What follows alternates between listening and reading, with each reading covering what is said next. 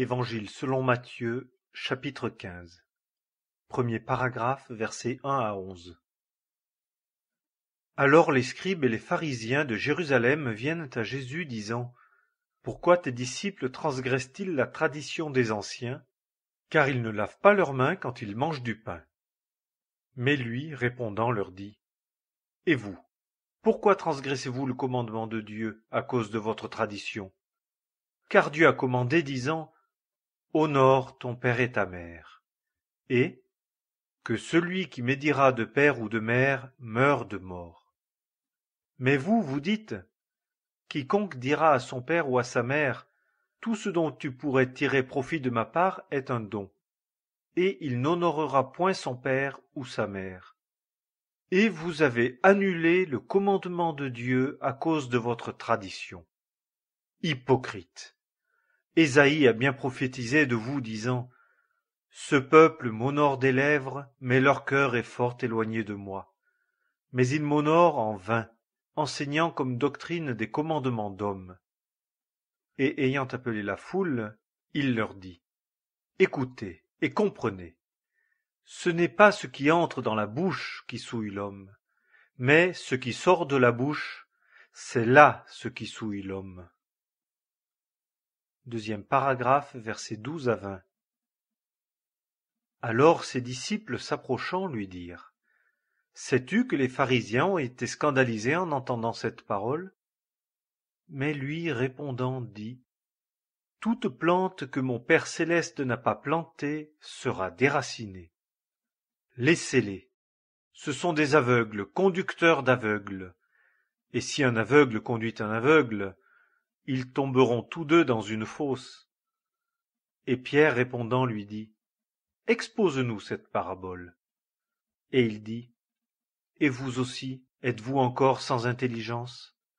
N'entendez-vous pas encore que tout ce qui entre dans la bouche va dans le ventre et passe ensuite dans le lieu secret? Mais les choses qui sortent de la bouche viennent du cœur, et ces choses-là souillent l'homme. Car du cœur viennent les mauvaises pensées, les meurtres, les adultères, les fornications, les vols, les faux témoignages, les injures. Ce sont ces choses qui souillent l'homme. Mais de manger avec des mains non lavées ne souille pas l'homme. Troisième paragraphe, versets 21 à 28. Et Jésus, partant de là, se retira dans les quartiers de Tyr et de Sidon. Et voici une femme cananéenne de ces contrées-là, sortant, s'écria, lui disant: Seigneur, fils de David, aie pitié de moi. Ma fille est cruellement tourmentée d'un démon. Et il ne lui répondit mot. Et ses disciples s'approchant le prièrent, disant: Renvoie-la, car elle crie après nous. Mais lui, répondant, dit: Je ne suis envoyé qu'aux brebis perdues de la maison d'Israël. Et elle vint et lui rendit hommage, disant: Seigneur, assiste-moi. Et lui, répondant, dit: Il ne convient pas de prendre le pain des enfants et de le jeter aux chiens. Et elle dit: Oui, Seigneur, car même les chiens mangent des miettes qui tombent de la table de leur maître.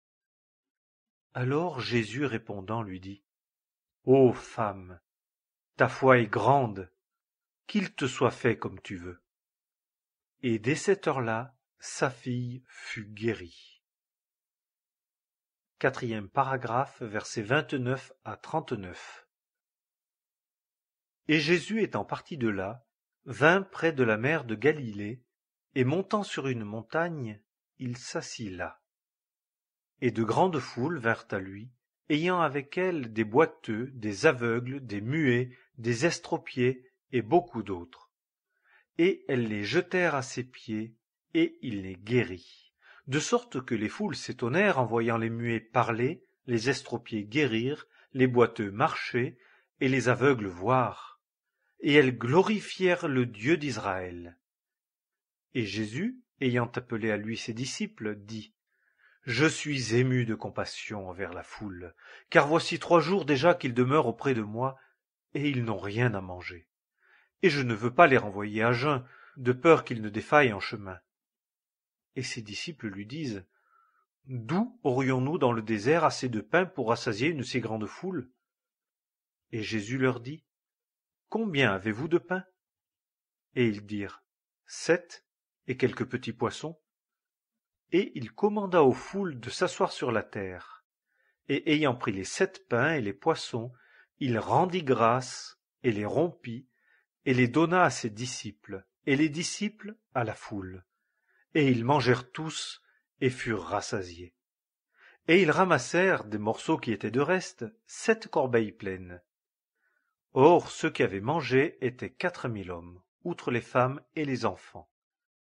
Et, ayant renvoyé les foules, il monta dans une nacelle et vint dans la contrée de Magadan. Évangile selon Matthieu.